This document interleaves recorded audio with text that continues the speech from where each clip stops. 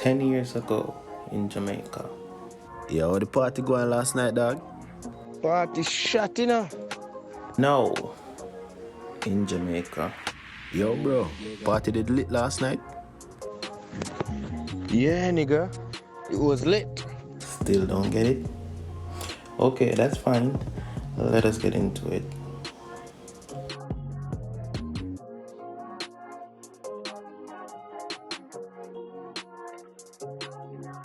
So welcome back. We're at episode 3, Cultural Identity. And this episode is called Disillusion. A quick Google search would tell you that disillusion means disappointment from discover that something isn't as good as it used to be. It's not what it was. So basically it didn't live up to the expectation that we thought it would be. So in previous episodes we spoke about our self-identity and our social identity. So now we'll be going on to our cultural identity. And what is our cultural identity? First and foremost, what is culture? And I'm not talking about Cardi B's child when I said, what is culture? What is culture as it relates to us? Culture is defined as ideas, customs, and social behavior of a particular people or society. So it is things inherent to that people or society in Jamaica. Stuff that are inherent to us is, for example, Grand Market, when it was a thing. Yeah, and Independence Day, Easter, when we have only eat bun and cheese, stuff like that are a part of our culture. Yeah.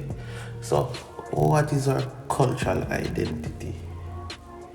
Well, we spoke about our self and social identity earlier. So our cultural identity is the third aspect or the third component of our identity. It's the sense of belonging to a group or a collective. Components of this are like nationality, race, gender, and religion, which help forms our moral background. Religion helps to form that. So, what is all this? What does it all mean, and how is it important to ourselves, or who we are, or how does it help us to form better relationships? How? And how is it even connected to the first clipping that you heard in one time the audio start? Let's get into it.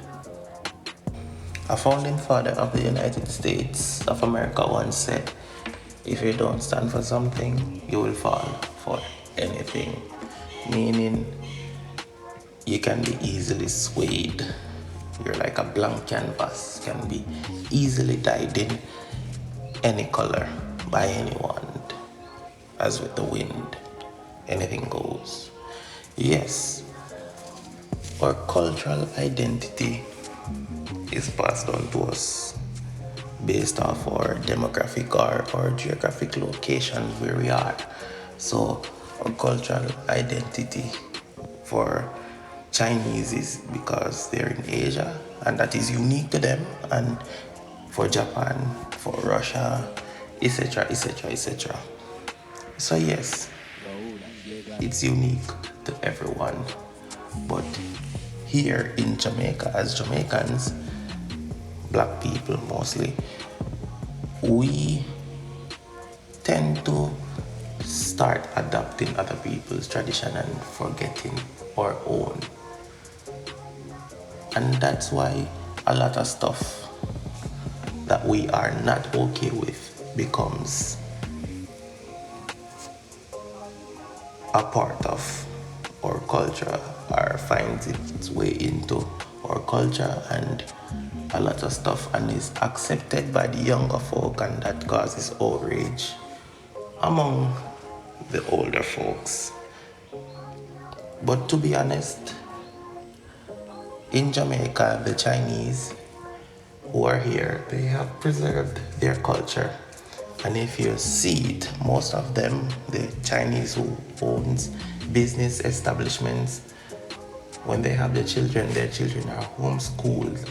And it's not because they don't believe in the Jamaican education system. It's because they want to preserve their tradition. And they want their children to grow up with the same tradition as them because they know the importance of it. And that's why even in Jamaica, growing up, they speak fluent Chinese as if they're back in their native island. However, in Jamaica, our parents, grandparents don't see the need or is reluctant to or just unaware of our cultural heritage and refuses to teach the younger generation of their culture and their cultural heritage. And that is why the culture as we know it is so corrupted with a lot of things. Some would say morally corrupt, but is okay in other cultures, but it is not native to us. And that is why you see females doing a lot of extravagant things on videos for attention, and who are drink what with ensure and doing what the drink, and it's acceptable even school children, is because they haven't been brought up in a way where they understand who they are, what is acceptable in the culture. And it's because they have that void. It's the reason why they fill that void with these immoral stuff, or what would be immoral to us, because with the introduction of the internet and social media, a lot of people get to see a lot of things in different cultures which is not native to ours. And seeing a lot of these things on social media has proliferated a lot of things that wasn't inherent or isn't native to our culture into our culture. And that's why you hear go get the bag sis, yes sis, or my nigga, or yeah my bro, it's no longer friend. And that's why you hear these new terms and new jargons coming in that isn't native and become ingrained into our culture, and we can even hear it in the music. And after seeing these things on the internet, first they say these people are wild, then they become numb to it, and then they start to partake in these activities and don't see anything wrong with it, because that void was left by lack of poor parenting and leadership, and parents and grandparents who have the heritage or the cultural heritage of our past but didn't pass it down to the children. So that void which was there, it get filled with these things that they're seeing on the internet.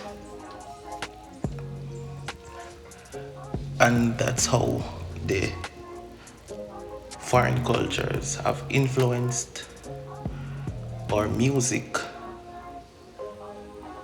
and by extension our people.